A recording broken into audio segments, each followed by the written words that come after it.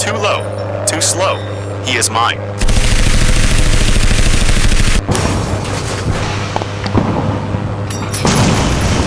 April 21st, 1918. Somme Valley, France. Dawn breaks over the rolling fields of the Western Front. Mist hangs low over trenches. In the pale morning sky, the steady thrum of aircraft engines grows louder. Two squadrons dance above the clouds, British Sopp with Camels and German Fokker DRI triplanes. He was feared, respected, a legend with scarlet wings, Manfred von Richthofen, the Red Baron, 80 aerial victories. No one thought he could fall, but war respects no myth. In his bright red Fokker triplane, the Red Baron scans below. His eyes are sharp, calculating. He spots a lone Sopp with Camel flying low. Its Canadian pilot, Wop May, new to the skies and struggling with altitude. Too low, too slow. He is mine. He dives after the Camel. The two aircraft weave over the trees like birds of prey. Below, Allied troops raise their heads, watching the crimson flash sweep the horizon. Far above, Captain Arthur Roy Brown sees the Red Baron in pursuit. He's diving after May. I have to stop him. The hunter becomes the hunted. The final flight has begun. The Red Baron accelerates. His triplane, with its superior turn radius, closes the gap on May's struggling Camel. For 2 years, Manfred von Richthofen had ruled the skies. Richthofen pulls the trigger. Bullets snap past May's cockpit. May jerks the stick wildly, diving lower toward Allied trenches.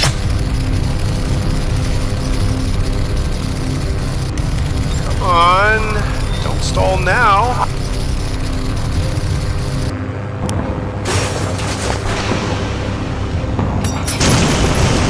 German tracers blaze. Richthofen smiles faintly, steady as ever. But he's flying low now, too low. Below him, the no man's land is crawling with Australian and British machine gunners. A corporal from the 53rd Battery sees the red triplane sweep by. Target in the open! Fire! Rifles and Lewis guns erupt from the trenches. Smoke rises, shell bursts crack in the air. Richthofen presses on, fixated. He had killed so many he believed himself invincible, but even legends bleed. And below him, dozens of rifles now aimed skyward. Captain Brown dives toward the scene, his Vickers guns ready. The air turns to fire. Captain Brown fires a long burst toward the red triplane. From below, Australian machine gunners also open up, somewhere amid the crossfire crack. One bullet finds its mark. In war, death is often faceless, but in this case it had a trajectory inside the cockpit. Richthofen jerks. His eyes widen, he gasps. The bullet has passed clean through his chest, ripping into his heart and lungs. Blood stains his uniform instantly. Alles ist verloren. All is lost. But he doesn't crash, not yet. His hands still grip the stick. He manages to glide, the red triplane descending slowly toward a green field beyond the trenches. Australian soldiers watch in awe as the legendary Crimson Plane gently kisses the earth, skidding to a halt in the mud. Silence. Smoke rises from the engine. A single breeze blows the dust. It was not a fiery fall, not a dramatic explosion, just a gentle, blood-soaked landing, as if even the earth showed respect. They run to the wreck. What they find inside changes them. Australian soldiers reach the plane. One pulls open the side. Inside, von Richthofen slumps forward. He's alive, barely.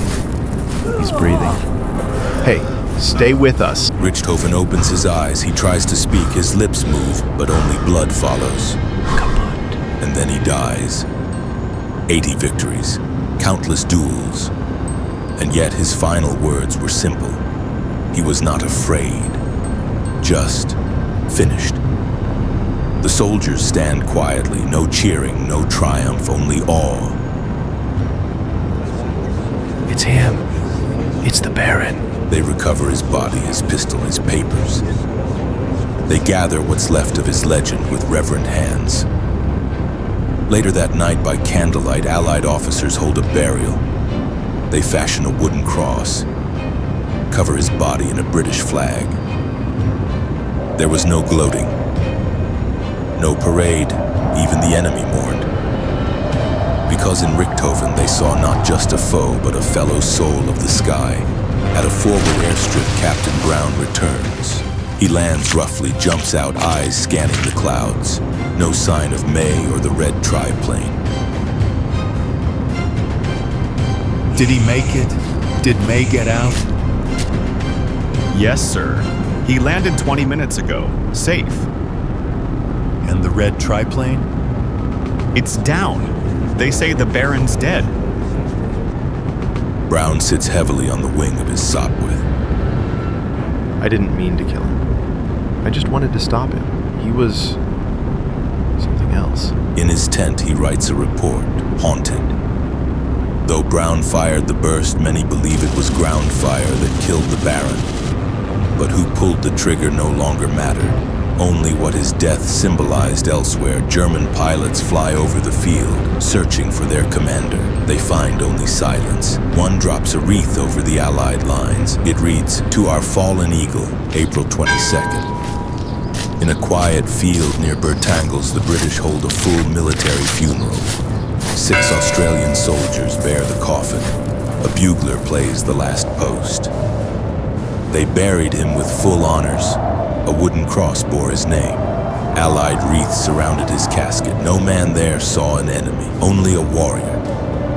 Onlookers, pilots, mechanics, infantry stand with hats removed. Many had lost friends to the Baron, but none could deny his courage. Greater love hath no man than this, that he lay down his life for his friends, or for his duty." A German flag is placed gently atop the coffin. Silent tears fall. A letter from Baron's mother found in his cockpit is read aloud. It speaks of love, of hope, and of the wish that her son never forget mercy. He was 25, no longer a name painted on a fuselage. The end, the life of Manfred von Richthofen, the Red Baron. Feared in the skies, respected on the ground, he fell not as a villain, but as a soldier bound by duty. His enemies buried him with honor, for they knew greatness when they saw it. In his death, the legend was sealed, a young man who turned the sky into his battlefield, and whose courage transcended nations. They buried far from home, under the sky he once ruled. Present day, France. A quiet field blooms with red poppies. A small stone marker reads, Manfred von Richthofen, 1892 to 1918, fallen with honor. Today, fighter jets fly too fast to see the whites of the eyes. But in 1918, death came with wings and scarves and names. A modern pilot walks to the marker, kneels, and places a small model triplane at its base. He looks up at the sky. Changed everything up there. Archival footage rolls. The real Red Baron in uniform, his smile, his machine, his war. The Red Baron died not with fanfare, but with dignity. His final flight was not about a kill, but a code, a pursuit. And in his death, the war lost more than a pilot. It lost a knight. On April 21st, 1918, the guns fell silent for a moment.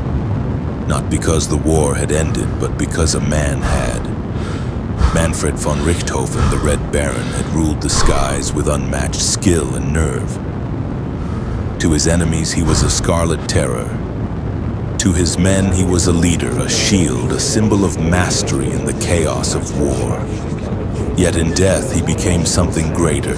Proof that courage can transcend borders, that even amid carnage, honor still exists. The world remembers his victories, his legend, the crimson wings that struck fear into the trenches below. But his true legacy is not in the number of downed aircraft. It is in the way his enemies buried him, with reverence instead of spite. For in that moment the war paused, and all who stood at his grave understood. He was not merely German, not merely an adversary, he was a knight of the sky. time has carried us far from the mud and smoke of the Somme. Yet above us in the endless blue his memory lingers. The Red Baron is gone, but the sky remembers. And in its silence his legend still flies.